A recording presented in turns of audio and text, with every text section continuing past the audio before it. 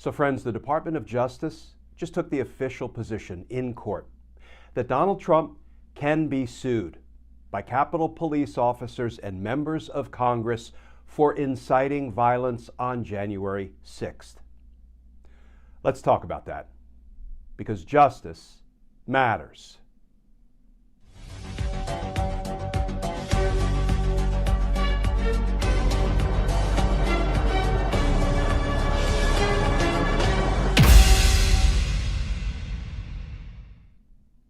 Hey all, Glenn Kirshner here.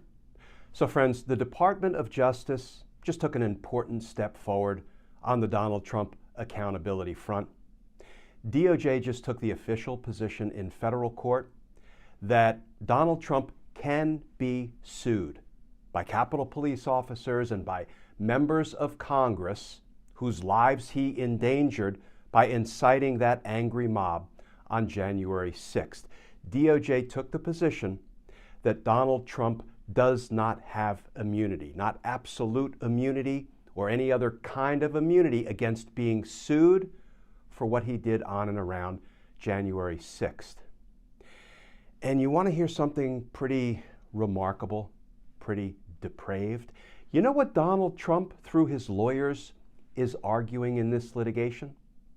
Donald Trump is arguing, I can incite people to imminent violence and y'all can't do a damn thing about it. I have absolute immunity. I can do whatever I want, even inspire people to attack the Capitol, and I can't be sued. Don't take my word for that being Donald Trump's position. This comes from the court filing by the Department of Justice. At oral argument, the former president's counsel reiterated his view that absolute immunity extends to speech that incites imminent private violence. Well, DOJ weighed in and said, no, wrong. You have no such immunity. Let's turn to the new reporting from USA Today. Headline, DOJ to appeals court. In other words, the Department of Justice tells the appeals court Donald Trump can be sued over role in January 6th Capitol riot. And that article begins, the Justice Department said Thursday, former President Donald Trump doesn't deserve absolute immunity from 3 civil lawsuits accusing him of inciting the Capitol attack on January 6, 2021. Quote, no part of a president's official responsibilities includes the incitement of imminent private violence, department lawyers said in an appeals court filing. By definition, such conduct plainly falls outside the president's constitutional and statutory duties. And friends, let me quote just 2 very short passages from the 24-page DOJ filing.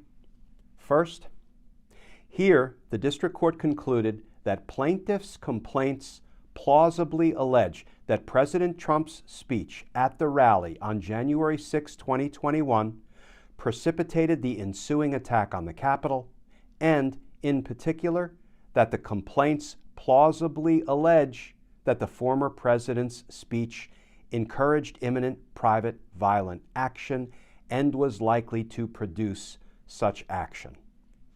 And this passage, which was also quoted in the USA Today article, but it bears repeating, no part of a president's official responsibilities includes the incitement of imminent private violence. By definition, such conduct plainly falls outside the president's constitutional and statutory duties. And importantly, the DOJ opinion goes on to say, oh, and by the way, regarding First Amendment protection, yeah, if Donald Trump's speech on January 6th was designed to and reasonably likely to incite imminent violent acts, and of course we know it did, it does not enjoy First Amendment protection either. No absolute immunity, no First Amendment protection. Now, why is this DOJ pronouncement so important? Well, it helps pave the way for a criminal indictment. Let me be clear, it doesn't guarantee a criminal indictment, but it really does help pave the way. And that's a good thing, because justice matters. Friends, as always, please stay safe, please stay tuned, and I look forward to talking with you all again soon.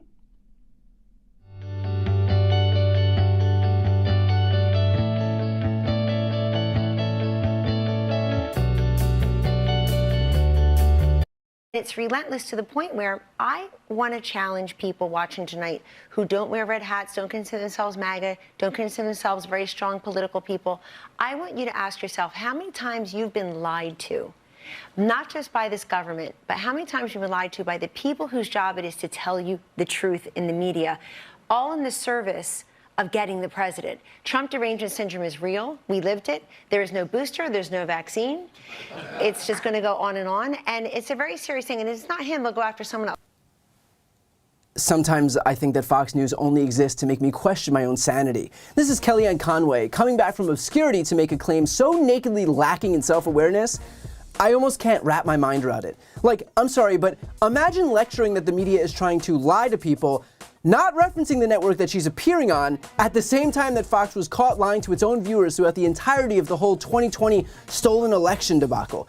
This woman is where shame goes to die. So that we're clear, because apparently this wasn't already obvious to some people, thanks to the Dominion lawsuit, we now have testimony and text messages that confirm not only that the claims surfaced by Mike Lindell and Sidney Powell and Rudy Giuliani about there being fraud in the 2020 election and that Trump was the legitimate winner were complete bullshit, but we also have confirmation that the Fox hosts who put them on air all knew that it was complete bullshit. Here's just a small sampling. Tucker Carlson in a text exchange with Laura Ingraham. Sidney Powell is lying, by the way. I caught her. It's insane, Tucker said. To which Ingraham responded, Sidney is a complete nut. No one will work with her. Ditto with Rudy. To which Carlson responded, our viewers are good people and they believe it. Making it clear that while he certainly didn't believe those claims, he knew that his audience did. One of Laura Ingraham's producers said, this Dominion shit is going to give me a fucking aneurysm. As many times as I've told Laura it's BS, she sees shit posters and Trump tweeting about it. Fox News CEO Suzanne Scott, the audience feels like we crapped on them and we have damaged their trust and belief in us. We can fix this, but we cannot smirk at our viewers any longer. When a Fox reporter, Jackie Heinrich, dared actually tell the truth about Dominion and tweeted, there is no evidence that any voting system deleted or lost votes, changed votes, or was in any way compromised, those Fox hosts tried to get her fired. Carlson told Hannity, quote, please get her fired. Seriously, what the fuck? I'm actually shocked. It needs to stop immediately, like tonight. It's measurably hurting the company. The stock price is down, not a joke. Yeah, not a joke. The stock price is down, and we can't risk not making money at all costs. Unless you think that it was just Tucker who was worried about money here, think again. News Corp chairman Rupert Murdoch explained that his decision to allow Lindell onto the network is, quote, not red or blue, it is green. Murdoch also admitted that Fox promoted these election deniers despite knowing that what they were spewing was outright false. Question, you are aware now that Fox did more than simply host these guests and give them a platform, correct? Murdoch, I think you've shown me some material in support of that. They then went through a laundry list of Fox hosts, including Maria Bartiromo, Jeanine Pirro, Lou Dobbs, and Sean Hannity, at which point Murdoch admitted, quote, yes, they endorsed. And it's not like this was victimless. This led to an insurrection at the U.S. Capitol. Officers died. Trump supporters died. All predicated on a completely baseless disinformation campaign that Fox hosts and executives knew was false, but made the conscious decision to air anyway. They admitted out loud and on text messages not only that they knew it was bullshit, but that they knew their audience would believe it anyway. So for Kellyanne Conway to come on Fox News and lecture any other news outlets about trustworthiness would be bad on any given day on that network, but to do it this week in particular really is a new low for a woman who I could have sworn couldn't get any lower. And somehow, it wasn't even just Kellyanne Conway who managed to do this. Here's another Republican doing his own virtue signaling about fake news while appearing on Fox. Well, Sean, that's exactly right. As I sit here and listen to those folks on TV and read those headlines, it makes me angry because they're lying. They're deliberately lying. They knew they were lying. They are repeating the talking points of the Chinese Communist government. Democratic politicians were doing that, and the corporate media was doing that. And admittedly, I'm not sure what Ted Cruz is talking about, although I'd argue that it doesn't matter because, as a general rule, he is lying anyway. But again, imagine showing up on Fox in the middle of this scandal and having the audacity to lecture anyone about lying. I mean, the guy literally says they were deliberately lying, they knew they were lying. He's talking to Sean Hannity. Hannity is on record acknowledging, quote, that whole narrative that Sidney was pushing, I did not believe it for 1 second, and yet here's Sidney Powell on Hannity's show. We've got evidence of corruption all across the country in countless districts. The machine ran an algorithm that shaved votes from Trump and awarded them to Biden. They used the machines to trash large batches of votes that should have been awarded to President Trump. And they used a machine to inject and add massive quantities of votes for Mr. Biden. I mean, my God, it is not humanly possible to find bigger hypocrites. And just one more point on Ted Cruz. Here's a point that I'm not sure if you caught. They are repeating the talking points of the Chinese Communist government. Democratic politicians were doing that, and the corporate media was doing that. That Democrats were repeating the talking points of the Chinese government. And yet, here's Matt Gaetz from a hearing from literally this week. Is the Azov Battalion getting access to U.S. weapons? Not that I'm aware of, but if you have information, I seek happy to unanimous share it. consent to enter into the record the Global Times investigative report that that talks about training. It's from the Atlantic Council's Digital Forensics Research Lab, citing that the Azov Battalion was even getting stuff as far back as 2018. Without objection, so ordered. Any reason to disagree with that assessment, Dr. Is this Paul? I'm sorry, is this the Global Times from China? No, this is. That's what you read. Yeah, it might be. Yeah, would that be a reason? As a general matter, I don't take Beijing's propaganda. Well, no, at yeah, face but just tell me value. if the allegation is true or false. I mean, I don't have any evidence one way or the other. As a general matter, I don't take Beijing's propaganda at face value. fair enough. I would agree with that assessment. Yep, repeating Chinese propaganda. I wonder if Hannity knows that Matt Gaetz is a Republican. At this point, I'm not sure it would be physically possible for Republicans to project any harder. They go on Fox while condemning news outlets for lying, all the while Fox was exposed for doing exactly that. They do it on the shows of people who themselves promoted knowingly false conspiracy theories, and they condemn Democrats for spreading the propaganda that their own party's colleagues are spreading in real time. All projection, no shame. But at the end of the day, there is a reason why they do this, because Fox viewers won't ever know the difference. The thing about the right-wing media ecosystem is that it is hermetically sealed, and so long as Fox doesn't report on their own scandal, which of course they won't, then the people who most need to hear about it won't. And then those same people who are the victims of Fox's lies will remain the victims of Fox's lies, because the problem with trusting propagandists is that they'll make sure that you never know that you're being subjected to their propaganda.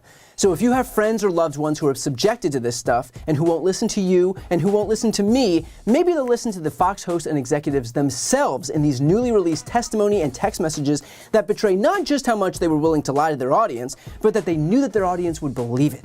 Because I know that Republicans love telling their audience that the left hates them, but to be perfectly honest, no one has more contempt for their supporters than Republicans. Before you go, if you enjoyed this video and want to see more